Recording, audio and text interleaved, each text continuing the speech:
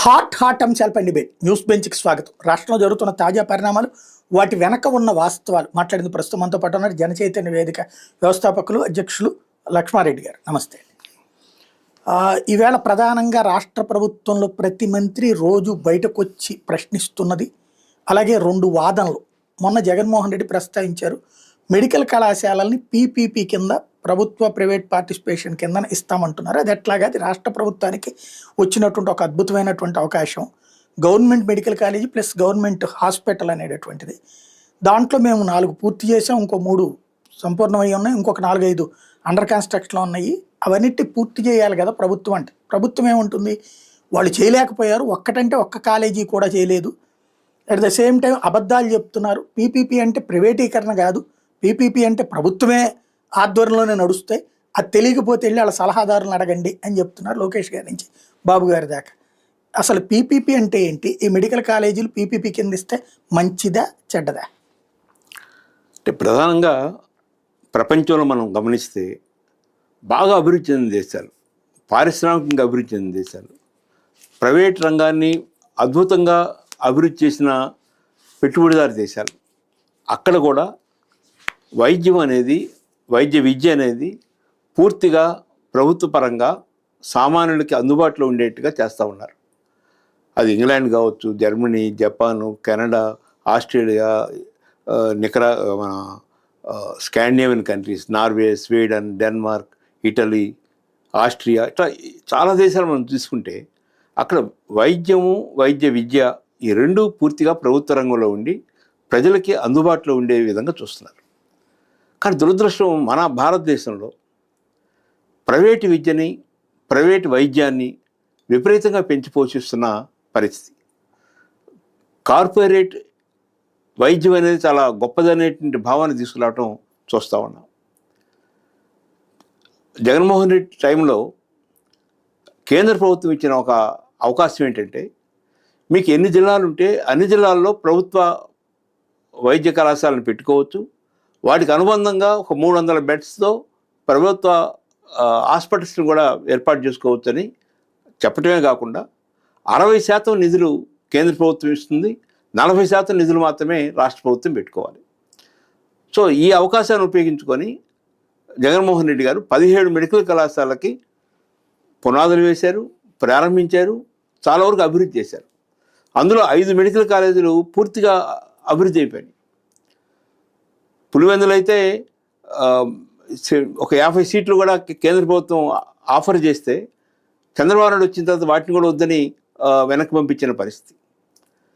ఈ 5 మెడికల్ కళాశాలలు కాకుండా మిగతా 12 మెడికల్ కళాశాలలో ఇప్పుడు ఒక 10 మెడికల్ కళాశాలని పూర్తిగా పీపీపీ మోడల్లో తీసుకురావాలని ప్రయత్నిస్తున్నాడు. ప్రైవేటు వైద్యం ఎలా ఉందో మనం చూస్తున్నాం, ప్రైవేటు వైద్య కళాశాలలు ఎలా ఉన్నాయో చూస్తున్నాం. మేనేజ్మెంట్ కోటాలో 75-80 లక్షల నుంచి 2 కోట్ల రూపాయల దాకా ఎంబీబీఎస్ సీటుకి వసూలు చేస్తున్న పరిస్థితి. ఎవరు చదువుతారు అక్కడ? ఎవరు సీట్లు వస్తాయి? కేవలం 2-3% ఉన్న ధనవంతుల బిడ్డలు అక్కడ చదువుకుంటారు. రిజర్వేషన్లు ఉండవు మేనేజ్మెంట్ కోటాకి. దీంతో భారతదేశంలో, ముఖ్యంగా ఆంధ్రప్రదేశ్లో వైద్యం అనేది చాలా ఖరీదుగా మారిపోయిన పరిస్థితి. ఇప్పుడు ప్రైవేట్ హాస్పిటల్ మనం చూస్తే ప్రతి డాక్టర్ హాస్పిటల్లో ఒక మెడికల్ షాప్ ఉంటుంది. ఆ డాక్టర్ రాసిన మందులన్నీ ఆ మెడికల్ షాప్లోనే కొనాలి. 10 రూపాయలు విలువ చేసే ట్యాబ్లెట్కి 100 రూపాయల ఎంఆర్పి రేట్ ఉంటుంది.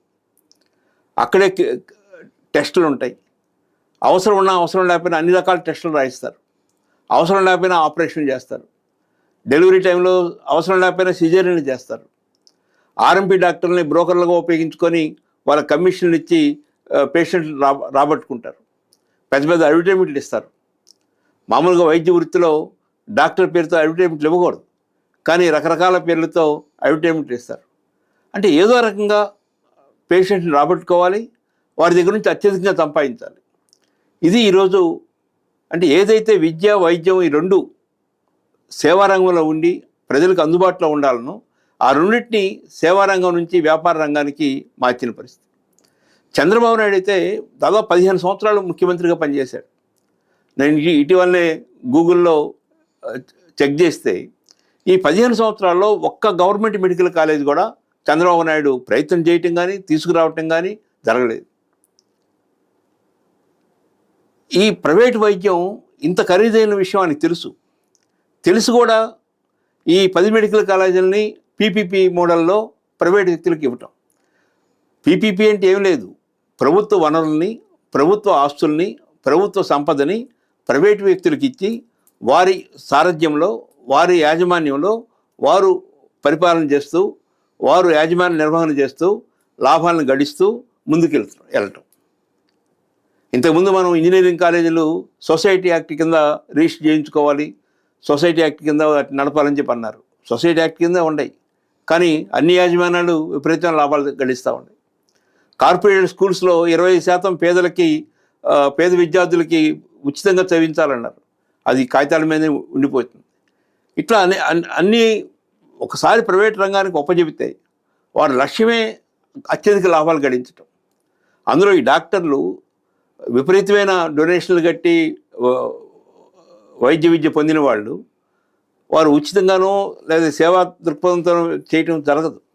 మన పక్కనే మంగళగిరిలో ఎయిమ్స్ వచ్చింది, all India institute of medical sciences.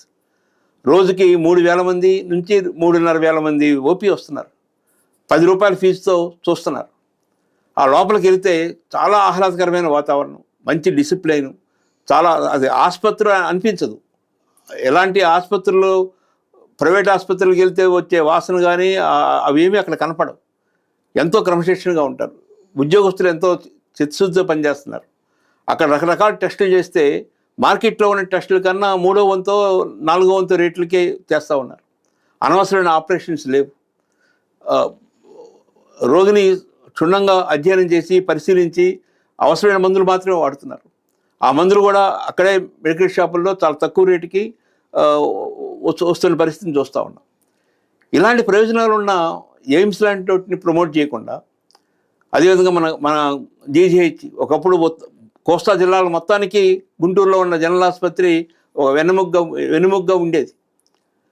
అలాంటి చోట్ల ఇప్పటికీ 2,000కు పైగా ఓపీ వస్తూ ఉన్నారు. సో 147 కోట్ల జనాభా ఉన్న భారతదేశంలో, 5.5 కోట్ల జనాభా ఉన్న ఆంధ్రప్రదేశ్లో రోగులు విపరీతంగా పెరుగుతున్న ఈ వాతావరణంలో ప్రభుత్వ వైద్యాన్ని, ప్రభుత్వ విద్యని పెంపొందించకుండా దానికి భిన్నంగా ప్రైవేట్ రంగానికి ఒప్పచెప్పటం అంటే అది అంతకన్నా పాపం ఇంకోటి ఉండదు. చంద్రబాబు నాయుడు ఈ విషయాన్ని పునఃపరిశీలించుకోవాలి. క్యాబినెట్లో తీసుకున్న నిర్ణయాన్ని వెనక్కి తీసుకోవాలి. ఆ జీవోని రద్దు చేయాలి. అంతవరకు ఈ రాష్ట్ర ప్రజలు కానీ, ఈ రాష్ట్రంలో ఉన్న వైద్య విద్యార్థులు కానీ, విద్యార్థి సంఘాలు కానీ ఉద్యమించాలని కోరుకుంటున్నాను. అంటే ఇక్కడ చంద్రబాబు గారు ముఖ్యమంత్రిగా ఉన్నప్పుడు 5,500 మెడికల్ సీట్లు తీసుకొచ్చారు ఆంధ్రప్రదేశ్కి. ప్రైవేట్లో తీసుకురావడం వల్ల ఇవాళ రాష్ట్రంలో ఎంతమంది డాక్టర్లు ఉన్నారు. ఇవి పీపీపీ కింద, అంటే ప్రభుత్వ పర్యవేక్షణలో ప్రైవేట్ తప్పించి ఏం లేదన్నది తెలుగుదేశం పార్టీ సంబంధించి సోషల్ మీడియా చేస్తున్న వాదన. ఏమంటారు? చంద్రబాబు నాయుడు సీఎంగా ఉన్నప్పుడు కుప్పంలో ఒక ప్రైవేట్ మెడికల్ కాలేజ్ వచ్చింది. అక్కడక్కడ వచ్చినాయి. కానీ ఆ మెడికల్ కాలేజీల పరిస్థితి ఏంటి? 50% సీట్లు మేనేజ్మెంట్ సీట్స్. మేనేజ్మెంట్ సీట్స్ ఎవరు పొందగలుగుతున్నారు? అత్యధిక డొనేషన్లు కట్టిన వాళ్ళు పొందగలుగుతున్నారు. రిజర్వేషన్స్ ఉండవు, అమల్లో ఉండవు. కేవలం ధనవంతుల బిడ్డలు మాత్రం చదువుతూ, వాళ్ళే కార్పొరేట్ హాస్పిటల్స్లో డాక్టర్లుగా చేరుతూ, వారే ప్రైవేట్ హాస్పిటల్ని ఏర్పాటు చేసుకుంటూ వైద్యాన్ని అతి ప్రియంగా, అత్యధిక వ్యయంతో కూడినదిగా మార్చింది చంద్రబాబు నాయుడు యొక్క ప్రోత్సాహంతో వచ్చిన ప్రైవేట్ వైద్య కళాశాలే. ప్రభుత్వ రంగంలో ఒక్క వైద్య కళాశాల లేదు. ఇప్పటికీ అమరావతి ప్రపంచంలో 5వ నగరంగా చేస్తాను అని రోజు చెప్తా ఉన్నాడు. కానీ అమరావతి ఏరియాలో ఇప్పటికీ ప్రభుత్వ రంగంలో ఒక డిగ్రీ కాలేజీ లేదు, ప్రభుత్వ రంగంలో ఒక జూనియర్ కాలేజీ లేదు. అంటే ఆ శ్రద్ధ లేదు.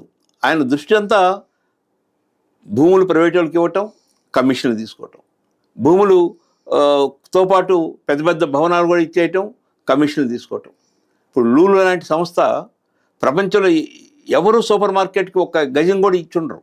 కానీ ఇక్కడ మాత్రం విజయవాడ నగరంలో ఒక 4 ఎకరాల పైగా నడిబొడ్డున, విశాఖపట్నంలో 13 ఎకరాల పైగా లూలు లాంటి సంస్థలకు ఇచ్చారు. అసలు ఈ పేరు ఊరు లేని అనేక కంపెనీలకి భూములు ఇస్తూ ఉన్నారు. నిన్న ఎస్ఆర్ఎంకి, విఐటికి మరొక 100 ఎకరాలు ఇచ్చేశాడు. అక్కడున్న రైతుల బిడ్డలు వాళ్ళు అందులో సీటు పొందాలంటే చాలా కష్టం. వాళ్ళు అడిగే డొనేషన్లు, వాళ్ళు అడిగే ఫీజులని కడితేనే సీటు. అక్కడ హాస్టల్లో ఉంటేనే చదువుకోవాలి, హాస్టల్లో నేను మా ఇంటికాడ నుంచి వెళ్ళి వస్తానంటే ఒప్పుకోలేని పరిస్థితి. అంటే వాళ్ళ భూములు తీసుకొని వాళ్ళ భూముల దగ్గర విద్యా సంస్థలు ఏర్పాటు చేసి వారికి మాత్రం ఎలాంటి సదుపాయాలు కల్పించని పరిస్థితి చూస్తూ ఉన్నాం. చంద్రబాబు నాయుడు ఈ ప్రైవేటు దృష్టి కొనసాగినంత కాలం ఈ రాష్ట్రంలో పేదలకి విద్య ఉండదు, వైద్యం ఉండదు. వారు ఎక్కువ అప్పులు అవుతున్న పరిస్థితి చూస్తే రైతులు కానీ, కౌలు రైతులు కానీ, పేదవాళ్ళు కానీ ఈ రెండు కారణాలతో అప్పులు అవుతున్నారు. వ్యవసాయ రంగంలో గిట్టుబాటు ధర లేక అతివృష్టి, అనావృష్టి, అకాల వృష్టికి గురవుతూ అప్పులు పాలవుతున్న ఒక ఎత్తు అయితే, అంతకన్నా ఎక్కువగా ఒక పెద్ద జబ్బు వచ్చి ఆపరేషన్ చేయించుకొని 3 లక్షలు, 4 లక్షలు, 5 లక్షలు ఖర్చు పెట్టి అవి ఆ వడ్డీ చెల్లించలేక అప్పులు పాలవుతున్న పరిస్థితి. బిడ్డలకి మంచి విద్యా సంస్థలు చదివించాలనే ఉద్దేశంతో ఎక్కువ అప్పులు చేసి అప్పులు పాలవుతున్న పరిస్థితి. ఈ రెండు మనం పేద వర్గాల్లో చూస్తూ ఉన్నాం. ప్రైవేట్ రంగాన్ని పక్కన పెట్టి ప్రభుత్వ రంగాన్ని ప్రోత్సహిస్తే పేదలకు ఎంతో ఉపయోగకరంగా ఉంటుంది. అంటే బాబు గారు కావచ్చు, ఇప్పుడు బాబు గారిని సమర్థించే వాళ్ళు కానీ చెప్పే వాదన ఏంటంటే, ప్రభుత్వం నిర్వహించలేదు ఆసుపత్రుల్లో ఈ వ్యవస్థలు, అదే ప్రైవేట్ వాళ్ళు అయితే చాలా బాధ్యతగా నిర్వర్తిస్తారు. ఇంతకుముందు అట్లా ప్రోత్సహించడం వలన రాష్ట్రంలోకి పెట్టుబడులు వచ్చినాయి. ఇట్లా ప్రైవేట్ వాడు రావడం అంటే ప్రైవేట్ వాడు పెట్టుబడి తెస్తాడు, ప్లస్ దాని ద్వారా ఇక్కడ ఉపాధి అవకాశాలు ఇస్తారు, ఉద్యోగ అవకాశాలు ఇస్తారు, అట్లాగే మెరుగైనటువంటి విద్యను అందిస్తారు, మెరుగైనటువంటి వైద్యాన్ని అందిస్తారు. అది అనుభవించారు బాబు గారు ఆనాడు. అలాంటి ఆలోచన చేయబట్టిన కార్పొరేట్ విద్య, కార్పొరేట్ వైద్యం వచ్చాకే దేశ విదేశాలకు వెళ్ళి మన వాళ్ళందరూ బతకగలుగుతున్నారు. ఆ స్థాయి తెస్తంటే తొలి దశలో అడ్డుకుంటున్నారు. ఇది ఇదివరకు కూడా ఇట్లాగే దబాయించి మాట్లాడారు, కానీ ఆయన తీసుకొచ్చిన ఈ సంస్కరణలే అసలు ఈ దేశాన్ని, ఈ రాష్ట్రాన్ని మార్చినాయి అన్నటువంటి వాదన చేస్తుంటారు. ఆయన కూడా చేస్తుంటారు. అంటే భారతదేశంలో విద్యారంగం మనం తీసుకుంటే బాగా నడుస్తున్న విద్యా సంస్థలు IIT, IIM, IIS, central universities ఇవి కనపడతాయి. అంతేగాని చైతన్యలు, నారాయణలు, లేక ఇట్లాంటి భాష్యంలో ఇలాంటి సంస్థలు కాదు. పేరు ప్రతిష్టలు వచ్చే విద్యా సంస్థలు అంటే అవి. ఆసుపత్రుల్లో కూడా ఢిల్లీలో ఉన్న ఎయిమ్స్ కానీ, మంగళగిరిలో ఉన్న ఎయిమ్స్ కానీ, దేశవ్యాప్తంగా ఉన్న చాలా రాష్ట్రాల్లో ఉన్న ఎయిమ్స్ కానీ అవి వైద్య రంగానికి నెంబర్ 1 ఏమంటే ముందు అవి కనపడతాయి. అవి ప్రభుత్వ రంగమే. అక్కడెక్కడ ప్రైవేట్ రంగం లేదు, అక్కడెక్కడ దోపిడీ లేదు. అక్కడ కొన్ని వేల మంది రోగులు నిరంతరం అక్కడికి వెళ్ళి డబ్బులు నయం చేసుకుంటున్నారు. ఒక మంచి వాతావరణం నడుస్తున్నాయి. వాటిని నువ్వు ఫోకస్ చేయకుండా, వాటిని నువ్వు అభివృద్ధి చేయాలని ఉద్దేశం చేయకుండా, వాటిని ఒక రోల్ మోడల్గా చూపించి ప్రజలకి అలాంటివి మరిన్ని పెట్టడానికి ప్రయత్నం చేయకుండా దానికి భిన్నంగా ప్రైవేట్ రంగానికి ఇవ్వటం. రేపు ఈ 10 మెడికల్ కాలేజీలు ఏ కిమ్స్ లాంటి వాళ్ళకో, అపోలో లాంటి వాళ్ళకో, కేర్ లాంటి వాళ్ళకో అప్పచెప్తే వాళ్ళు రోగుల నుంచి విపరీతంగా డబ్బులు తీసుకునే దానికి అలవాటు పడిన వ్యక్తులు. వారి యాజమాన్యంలోకి వచ్చిన తర్వాత వారు ఫ్రీగా ఉచితంగా వైద్యం చేయటం కానీ, మంచి మందులు వాడటం కానీ, అనవసర ఆపరేషన్ చేయకుండా ఆగటం కానీ ఏం చేయలేరు. వాళ్ళకి అలవాటు పడిన ప్రాణం. రకరకాల పేర్లతో దోపిడీ చేస్తున్న వర్గాలకి తీసుకెళ్ళి ప్రభుత్వ ఆస్తుల్ని, ప్రభుత్వ భూముల్ని అందించడం అంటే ఇంతకన్నా ఘోరం ఇంకోటి ఉండదు. ఒక్కొక్క మెడికల్ కాలేజీకి 50 ఎకరాలు కేటాయించారు. అన్నీ చాలా ప్రైమ్ ఏరియాలో, రోడ్ల పక్కన చాలా మంచి విశాలమైన ప్రాంతం, చాలా పరిశుభ్రమైన ప్రాంతాన్ని కేటాయించారు. ఒక వైద్య విద్య కాదు, దానికి అటాచ్డ్గా 300 బెడ్స్తో హాస్పిటల్ని తయారు చేస్తున్నారు. ఈ 5 మెడికల్ కాలేజీలో ఆసుపత్రులు కూడా తయారైనవి.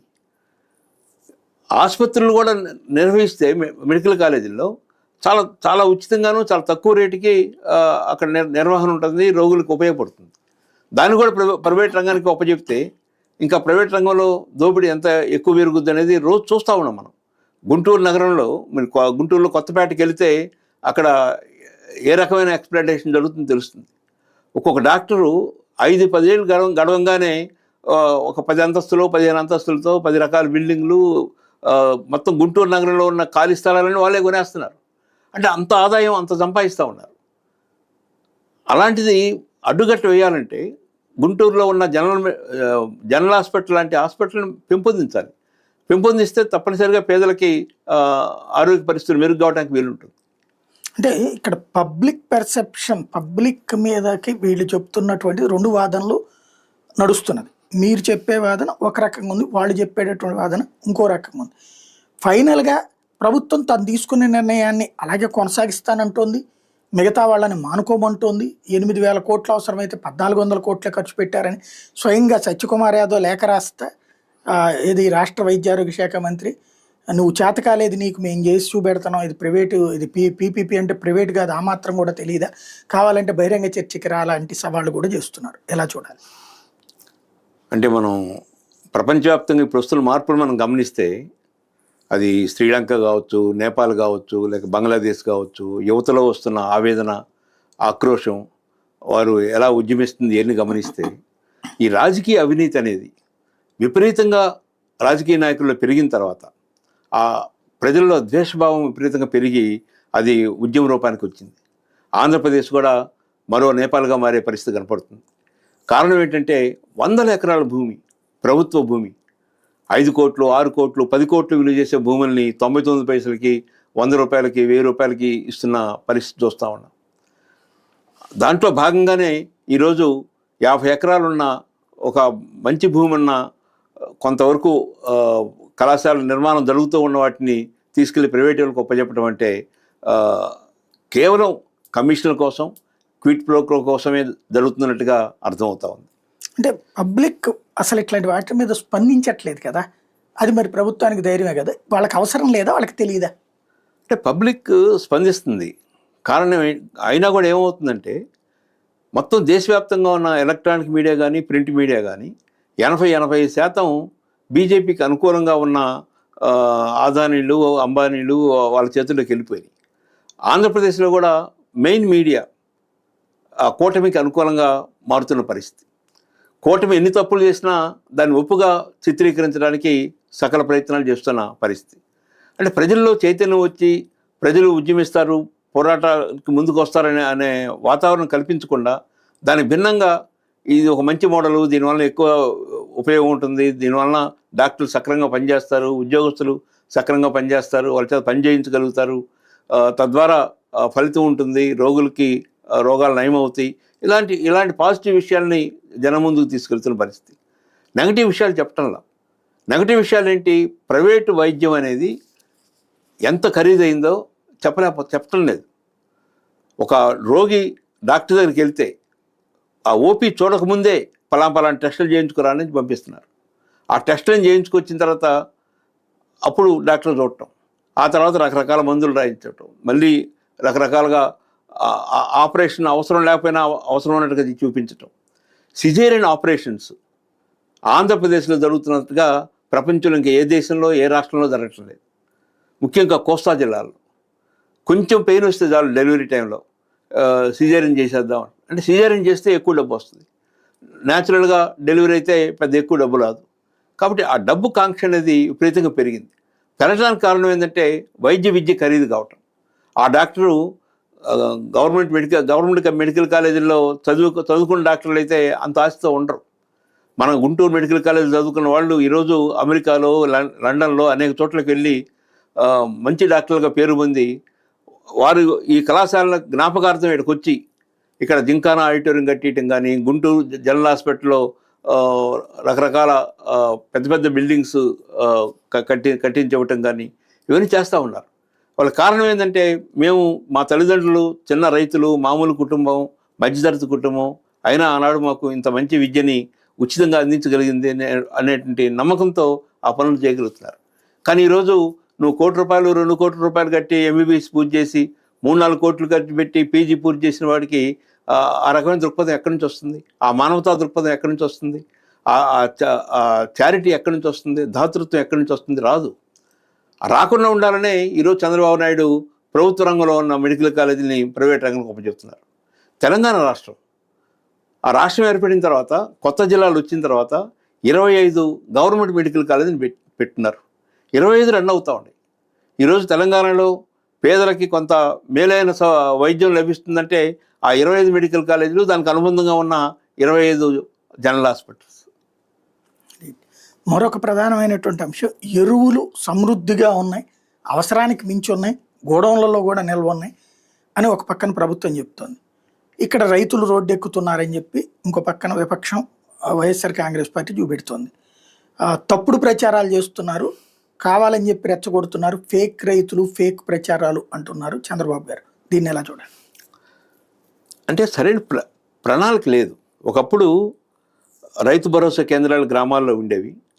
ఆ గ్రామాల్లో క్షేత్రస్థాయిలో ఎప్పుడు ఎరువు అవసరం అవుతుంది, ఎప్పుడు రైతులు వర్షాలు పడుతున్నాయి, ఎప్పుడు పంట వేసుకుంటారు, ఏ సమయంలో కావాలి అనే విషయాల్ని ఆ రైతు భరోసా కేంద్రంలో ఉన్న ఎంప్లాయీ గమనిస్తుండేవాళ్ళు. రైతులు వాళ్ళతో ఇంటరాక్ట్ అయ్యేవాళ్ళు. తద్వారా ఆ సమయానికి కావాల్సిన ఎరువుల్ని తెచ్చిచ్చేవాళ్ళు. అందుబాటులో ఉండేవి, గొడవలు ఉండేది కాదు. ఈరోజు మనం చూస్తే ఈ నెల రోజుల నుంచి ఇక్కడ తెలంగాణ 2 చోట్ల కూడా పెద్ద పెద్ద క్యూలు కనపడుతూ ఉన్నాయి. ఆ క్యూలో ఆడవాళ్ళు ఘర్షణ పడుతున్నాయి కూడా మనం వీడియోలు చూస్తూ ఉన్నాం. ఒక పక్కన పెద్ద క్యూలు కనపడుతూ మహిళలు ఘర్షణ పడుతున్న వాతావరణం చూస్తూ అలాంటి వీడియోలు కనపడుతూ ఉంటే యూరియా పుష్కలంగా ఉంది, ఎక్కువ ఉంది, అడిగిన వాళ్ళకల్లా ఇచ్చేస్తున్నాం అంటే క్యూలో ఎందుకు నుంచోవాల్సి వస్తుంది? ఎప్పుడు వెళితే అప్పుడు వెంటనే అందించే పరిస్థితి ఉంటే క్యూలో ఎందుకు నుంచోవాల్సి వస్తుంది? ఘర్షణ ఎందుకు పడాల్సి వస్తుంది? అయినా కూడా ఈ మీడియాని ఎలా మేనేజ్ చేస్తున్నారంటే రెండో వర్షన్ని చెప్పనీయకుండా, అంటే ఆ క్యూలు చూపించకుండా, ఘర్షణలు చూపించకుండా, ఆ రైతు సంఘాల నాయకులు మాట్లాడే మాటలు వినిపించకుండా, దాని భిన్నంగా అచ్చెన్నాయుడు గారో ఇంకోరో చెప్పిందే పదే చెప్తూ, మరీ ముఖ్యమంత్రి అయితే గతంలో ఇలా మాట్లాడేవాడు కాదు. కొంత వాస్తవాలను గమనించి ఆలోచించేవాడు. కానీ ఈరోజు ఆ వాస్తవాలను గమనించి కూడా దానికి పూర్తి భిన్నంగా మాట్లాడుతూ ఆ మాటల్ని మీడియా ద్వారా ప్రజల దగ్గర తీసుకెళ్ళడానికి ప్రయత్నం చేస్తున్నాడు. రైట్. అమరావతి అంశంలో తాజాగా సజ్జల రామకృష్ణారెడ్డి ప్రకటన చేశారు. చంద్రబాబు గారిది ఇంకొక ప్రకటన. సజ్జల రామకృష్ణారెడ్డి గారు ఇప్పుడు దీంట్లో ఎంత కోట్ల రూపాయల ఖర్చులు బిగిన్ చేశాక మధ్యలో మేము మారే ఇదేం లేదు, ఇక్కడే చేస్తాం, కానీ అంతంత ఖర్చు పెట్టలేము కాబట్టి విజయవాడ గుంటూరు మధ్యన డెవలప్మెంట్ అన్నటువంటి కాన్సెప్ట్ని మేము కాన్సన్ట్రేట్ చేస్తాం, పరిపాలన అయితే మారదు ఇక్కడి నుంచినే అని చెప్పుకొచ్చారు. అది ఒకటి వాళ్ళ స్టాండ్ చేంజ్ చేసుకోవడం 3 రాజధానులని. రెండో పక్కన చంద్రబాబు గారేమో ఈ మొత్తం విజయవాడ గుంటూరు తెనాలి మంగళగిరి ఇవన్నీ కలిపితే పెద్ద నగరంగా కావాలి, అక్కడ రైతుల్ని ఒప్పించి ఆ పని చేస్తాము అని చెప్తున్నారు. ఓవరాల్గా అమరావతికి సంబంధించినటువంటి అపోహలు లేకపోతే అమరావతికి సంబంధించిన అన్ని ఇష్యూస్ పోయి ఇక అమరావతి అట్లాగే ఉంటుంది అనుకోవాలా? ఇందులో ఏమన్నా కాన్ఫ్లిక్ట్ ఉందా? అంటే అమరావతిని ఒక భూతల స్వర్గంగా చూపించి, ప్రపంచంలో 5వ అతిపెద్ద నగరంగా చూపించి, పెద్ద గ్రాఫిక్స్తో చూపించి, తన సమయంలోనే తన పదవీ కాలం పూర్తి అయ్యే లోపలే ఒక సుందరమైన నగరాన్ని తీసుకొస్తాననేటువంటి భ్రమల్ని ప్రజల్లో ఎక్కువ ఉంచాడు చంద్రబాబు నాయుడు. దానికి అనుగుణంగానే 33,000 ఎకరాలు రైతుల నుంచి తీసుకున్నాడు, ఒక 20,000 ఎకరాలు ప్రభుత్వ భూములు తీసుకున్నాడు, 53,000 ఎకరాలతో ప్రయత్నం చేశాడు. ప్రయత్నం చేసిన వ్యక్తి వెంటనే ఆ పనులు చేయటానికి కనీస అవసరాలు, ఎమ్మెల్యేల క్వార్టర్సు, స్టాఫ్ క్వార్టర్సు, రోడ్లు, భూములు ఇచ్చిన వాళ్ళకి ఆ ఫ్లాట్లు డెవలప్ చేసి ఇవ్వటం, ఇట్లాంటి పనులు చేయకుండా ఆ అమరావతి రాజధాని భవనాన్ని రకరకాల డిజైన్లో, ఒకసారి సింగపూర్ అంటాడు, ఒకసారి జపాను, జర్మనీ, ఇంగ్లాండ్ రకరకాలుగా తిప్పి చివరికి రాజమౌళి లాంటి ఒక డైరెక్టర్ నేతృత్వంలో కట్టిస్తాను, ఎలా ఉంటుంది అని కాలం గడిపాడు. ఆ తర్వాత వచ్చిన జగన్మోహన్ రెడ్డి ఆ పరిస్థితిని గమనించి ఇంత పెద్ద ఎత్తున రాజధానికి నిధులు కేటాయించడం ఈ రాష్ట్రానికి సాధ్యం కాదు, దాదాపు 2 లక్షల కోట్ల రూపాయలు ఖర్చు అవుద్ది, ఒక నగర నిర్మాణానికి, ఒక రాజధాని నిర్మాణానికి ఇంత ఖర్చు పెట్టడం మంచిది కాదు ఈ రాష్ట్రానికి, అన్ని జిల్లాల అభివృద్ధి కావాలి, వికేంద్రీకరణ జరగాలి, అభివృద్ధి వికేంద్రీకరణ జరగాలి అనే నేపథ్యంతో ఆ ప్రయత్నం ప్రజల ముందు ఉంచి, ఆ విషయాలు ప్రజల ముందు ఉంచి 3 రాజధానులనే మాట మాట్లాడకుండా దానికి బదులు వికేంద్రీకరణ, పరిపాలన వికేంద్రీకరణ, అభివృద్ధి వికేంద్రీకరణ అనే పేరుతో ముందుకెళ్ళి ఉండి విజయవాడ నుంచి గుంటూరు మధ్య ఈరోజు ఏ విషయం అయితే చెప్తున్నాడో ఆయన ఉన్న 5 సంవత్సరాల్లో విజయవాడ గుంటూరు మధ్య చాలా భూములు ఉన్నాయి. నాగార్జున యూనివర్సిటీలో కొంత భూమి తీసుకోవచ్చు, ఆల్ ఇండియా రేడియోలో భూమి తీసుకోవచ్చు, ఆ పక్కన ఉన్న స్పెషల్ పోలీస్ బెటాలియన్ దగ్గర కొన్ని భూములు తీసుకోవచ్చు. ఇలా ప్రభుత్వ భూములే కనీసం 500-600 ఎకరాలు ఉంటాయి. హైదరాబాదులో మొత్తం రాజధాని కోసం ఉన్న భూములన్నీ చూస్తే, అంటే రాజధాని పేరుతో రాజధానికి ఉపయోగపడే భూములు చూస్తే 300 ఎకరాల కన్నా లేదు. అది అక్కడ ఉన్న అసెంబ్లీ కానీ, సచివాలయం కానీ, ఎమ్మెల్యే క్వార్టర్స్ కానీ, మినిస్టర్స్ క్వార్టర్స్ కానీ, హైకోర్టు కానీ, ఇవన్నీ లెక్కేసుకున్న రాజ్భవన్, ఇవన్నీ లెక్కేసుకున్న 300 ఎకరాలకు మించి లేదు. సో అలా చేసుకుని ఉంటే ఈరోజు ఈ సమస్య పరిష్కారం అయి ఉండేది. కానీ ఆనాడు జగన్మోహన్ రెడ్డి కూడా 3 రాజధానుల పేరుతో ఎక్కడో ఆఫ్రికాలో ఉంది, దక్షిణాఫ్రికాలో ఉంది అనే పేరుతో రకరకాల పేర్లు చెప్పి కొంత కాలయాపన చేశాడు. కానీ ఈరోజు ఇద్దరికి అర్థమైంది. చంద్రబాబు నాయుడికి ఏమర్థమైందంటే ఆ 29 గ్రామాలతో నేను ప్రపంచ ప్రఖ్యాతి చెందిన రాజధాని నిర్మించలేను, పక్కనున్న గుంటూరు, తెనాలి, మంగళగిరి, విజయవాడ వీటన్నిటిని కలుపుకుంటే కానీ అదొక పెద్ద నగరంగా కాబోదనే విషయాన్ని ఇప్పుడు అర్థం చేసుకున్నాడు. అట్నే జగన్మోహన్ రెడ్డి గారు కూడా విజయవాడ గుంటూరు మధ్య హైవేని ఆనుకొని అభివృద్ధి చేస్తుంటే తక్కువ ఖర్చుతో రాజధాని పూర్తయ్యేది, ఆ పక్కన ఉన్న గన్నవరం ఎయిర్పోర్ట్ని ఉపయోగించుకోవచ్చు అనే అభిప్రాయానికి ఈరోజు వారు రావటం జరిగింది. ఇది ఒక మంచి పరిణామంగా భావిస్తున్నాను. రైట్. అంటే ఇప్పుడు ఈ టర్మ్లోనే ఈ 2029లోపే ఫస్ట్ ఫేజ్ ఆఫ్ డెవలప్మెంట్ పూర్తి చేస్తాం అని చంద్రబాబు గారు చెప్తున్నారు. అమరావతికి ఒక రూపం తీసుకొచ్చేస్తాం అని. ఆ తర్వాత డెవలప్మెంట్ ఆటోమేటిక్గా శరవేగంగా పోవడానికి ఆ క్వాంటమ్ వ్యాలీ వస్తుంది, అట్లాగే విద్యా సంస్థలు వస్తున్నాయి, అనేక కేంద్ర సంస్థలు వస్తున్నాయి, కాబట్టి ఇక దానికి తిరుగులేదు అనేది చెప్తున్నారు. అదే సమయంలో జగన్మోహన్ రెడ్డి క్రిందసారి చేశాడు కాబట్టి ఈ దఫా ఆయన నమ్మద్దు అనేటటువంటి పాయింట్ని ముందుకు తీసుకొస్తే అదంతా అంటే ఇప్పుడు మీరు చెప్పినటువంటిది ప్రపంచ ప్రఖ్యాత రాజధానిగా లేదా టాప్ 5లోకి వెళ్ళాలి అంటే అది చంద్రబాబు గారికే ఇంకో 15 ఏళ్ల పాటు అవకాశం ఇస్తేనే. రాష్ట్రం స్థిరంగా నిలబడాలా, అభివృద్ధి స్థిరంగా సాగాలి అంటే బాబు గారే ఉండాలి, తెలుగుదేశమే ఉండాలి, ఈ కూటమే ఉండాలన్నది పవన్ కళ్యాణ్ చెప్తున్నారు. ఏమంటారు? అంటే గతంలో కూడా చంద్రబాబు నాయుడు ఏపీ అంటే అమరావతి, పోలవరం అని, ఈ నాకు 2 కళ్ళు అని, ప్రతి సోమవారం పోలవరాన్ని సందర్శించి దాన్ని అభివృద్ధి చేస్తారని రకరకాలు చెప్పాడు. కానీ ఈరోజు పరిస్థితి గమనిస్తే, ఈ వరదలు, ఈ పరిస్థితి అంతా గమనిస్తే అమరావతి అనేది ఆయన అనుకున్న రాజధాని నిర్మాణం జరగాలంటే కనీసం 30 ఏళ్ళు పట్టుద్ది. డబ్బు ఖర్చు కూడా 7-8 లక్షల కోట్లు అవుద్ది. 7-8 లక్షల కోట్లు ఒక రాజధాని పేరుతో ఒక నగర నిర్మాణం అనేది ఒక రాష్ట్ర ప్రభుత్వం చేస్తే, ఈ అప్పుల్లో ఉన్న ఈ రాష్ట్రం ఉత్తరాంధ్ర కానీ రాయలసీమ కానీ ఏమవుద్దని ఆలోచించాలి. ప్రతి నెల 6,000-7,000 కోట్ల రూపాయల అప్పులు తీర్చడానికి ఖర్చు పెడతా ఉన్నాం. మనకు వచ్చే ఆదాయం, రాష్ట్రం యొక్క సొంత ఆదాయం 75-80 వేల కోట్లే. అది పెన్షన్లకును శాలరీకి సరిపోతాయి. అదనంగా ఏ డెవలప్మెంట్ యాక్టివిటీ చేయాలన్నా మళ్ళీ అప్పులు చేయాలి. ఈ 15 నెలల్లో 1,90,000 కోట్ల రూపాయల అప్పులు చేసింది ఈ ప్రభుత్వం. అంతకుముందు జగన్మోహన్ రెడ్డి గురించి చెప్తుండేవాళ్ళు, ప్రతి మంగళవారం అప్పులకు వెళ్తున్నాడు, 2,000 కోట్లు తెచ్చాడు, 3,000 కోట్లు తెచ్చాడని. కానీ ఆనాడు రోజు ప్రచారం చేస్తున్న రకరకాల ప్రింట్ అండ్ ఎలక్ట్రానిక్ మీడియా ఈరోజు మాట్లాడటంలా. 1,90,000 కోట్ల రూపాయలు అప్పు చేశారనే విషయం కూటమికి అనుకూలంగా ఉన్న మీడియా ఒక్కరోజు కూడా ప్రచురించాలి. ఇంత డబ్బు అప్పు చేయాల్సిన పరిస్థితి ఎందుకు వచ్చిందంటే వస్తున్న ఆదాయం చాలా తక్కువ.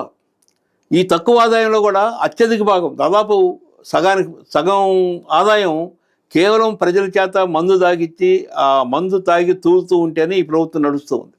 35,000 కోట్ల రూపాయలు సంవత్సరానికి ఎక్సైజ్ రూపంలో ఆదాయం వస్తుంది.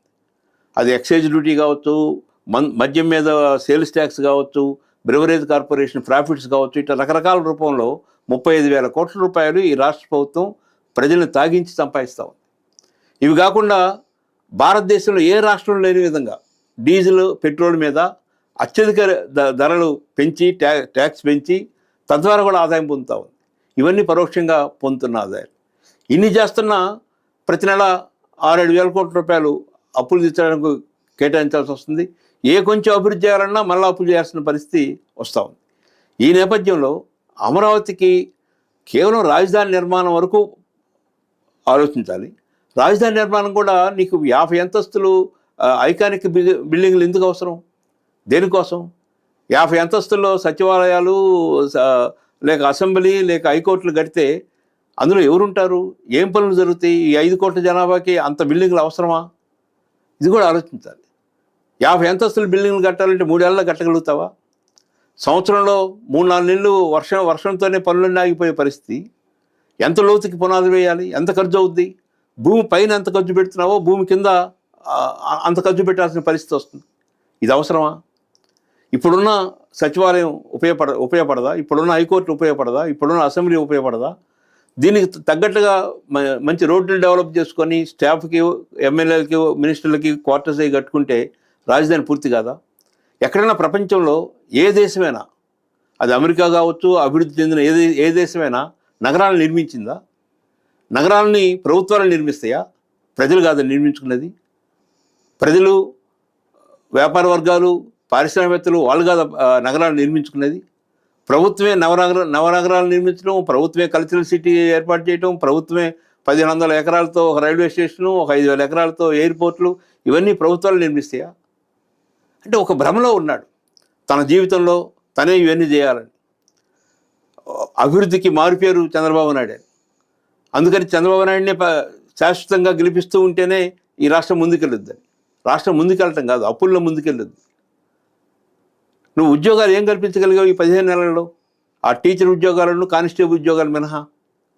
కానీ రోజు స్టేట్మెంట్ 20 లక్షల మందికి ఉద్యోగాలు కల్పించాను, 10 లక్షల కోట్లు వచ్చేసినాయి. వివరాలు చెప్పాలిగా. 10 లక్షల కోట్లు వచ్చినాయంటే 10 లక్షల కోట్లు ఎక్కడెక్కడ పెట్టాము, ఎక్కడ ఇండస్ట్రీస్ వచ్చినాయి, ఎవరు ఎంత పెట్టుబడి పెట్టారు, ఆ పెట్టుబడికి ఎంతమందికి ఉద్యోగాలు ఇచ్చారు, ఆ వివరాలు ముందు ఉంచాలి కదా. అవి ఉండవు.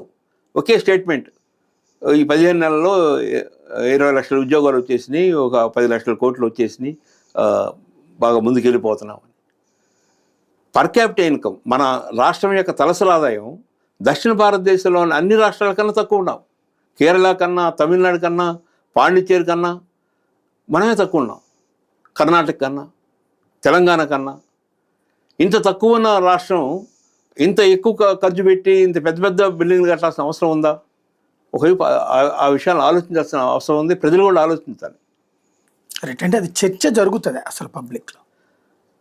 చర్చ జరుగుతుంది, కానీ పబ్లిక్ని కులాల పేరుతో డివైడ్ చేయటం, మతాల పేరుతో డివైడ్ చేయటం, మావాడు ఏం తప్పు చేసినా పర్వాలేదు అని ఒక వర్గం అనుకోవటం, మావాడు ఏం తప్పు చేసినా పర్వాలేదు అని ఇంకో వర్గం అనుకోవటం, ఇవి కొంత జరుగుతూ ఉన్నాయి. కానీ వీటన్నిటికన్నా అతీతంగా ప్రజలు ఆలోచిస్తున్న మాట వాస్తవం. కానీ ఆలోచన ముందుకు తీసుకెళ్ళడానికి కావలసిన ఒక పిల్లి మెడలో గంట కట్టడం ఉంటుంది. అలాంటి గంట కట్టేవాడు కనపడుతుంది. ఎవడైనా గంట కట్టాలని ప్రయత్నం చేస్తే వాడి వెనకమాల చాలా రంధ్రాలు, చాలా బ్లాక్ స్పాట్స్ కనపడుతూ ఉన్నాయి. దాంతో వాళ్ళు వెనక్కి వెళ్ళిపోవటం. ఈ సిబిఐ, ఈడీ, ఐటీ, ఈ రకరకాల ఏసీబీలు, ఇలాంటి ప్రభుత్వ యంత్రాంగాల్ని ఉపయోగించి ఎవరైనా ముందుకెచ్చి వెళ్ళి ఉద్యమిస్తానంటే వాళ్ళకి ఏదో రకమైన ఆటంకాన్ని కల్పిస్తున్న పరిస్థితి చూస్తూ ఉన్నాం. Thank you very much.